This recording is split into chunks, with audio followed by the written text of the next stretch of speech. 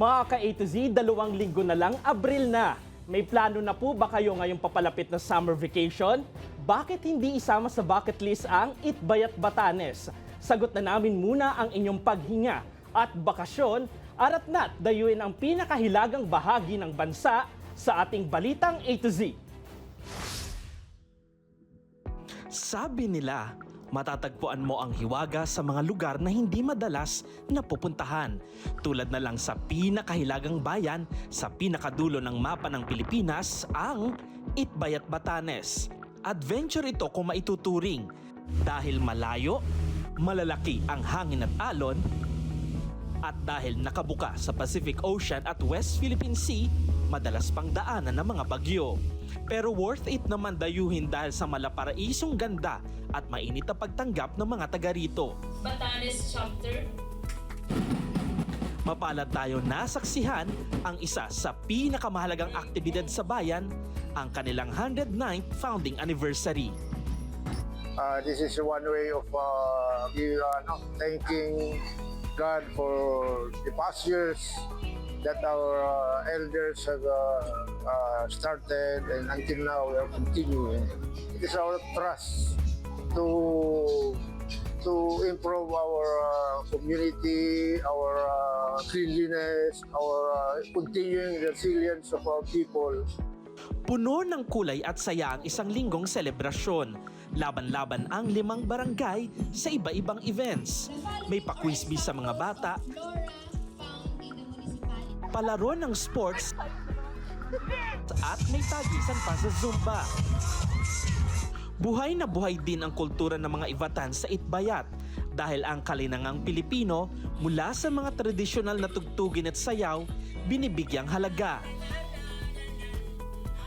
At syempre, ang pinakamasaya sa lahat, ang tinatawag na vunong, kung saan nakikisaya ang lahat sa salo-salo ng buong isla.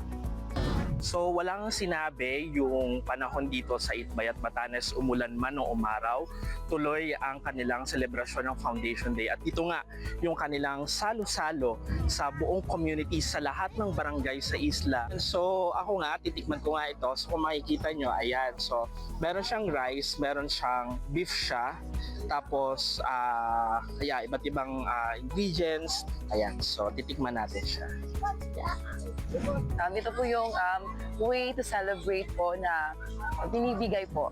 Lahat po invited, kahit mga galing po sa ibang lugar, kahit sino ko po, invited po lahat. So, hindi po limited. Ilan pa sa paraisong lugar sa isla ay ang Itbayat View Deck sa north. Nakita mo 360 degrees ang ganda ng buong isla. Maging ang Karatig Isla lalo na kung maganda ang panahon. Ang malasot lang dagat lalo na sa Valanga Port at sa Chinapoliran Port na sinasalubong ang naglalakihang alon. At syempre ang Mauyan Cliff Viewpoint na mala New Zealand ang ganda lalo na tuwing dapit hapon. Kung nature tripping ang hanap mo at hinto muna sa mabilis na ikot ng buhay, dayo na!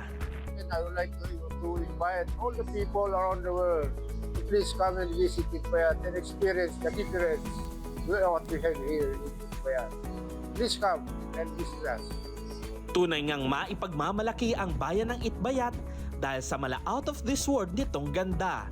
Isang patunay ng angkin nitong hiwaga sa hilaga.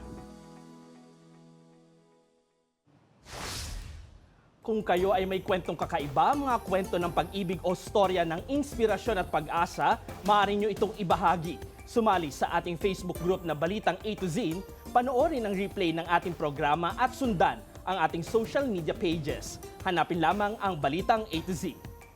Ang ating pabaong quote of the night ngayong Miyerkules ay mula sa dating Pangulo ng US na si Jimmy Carter.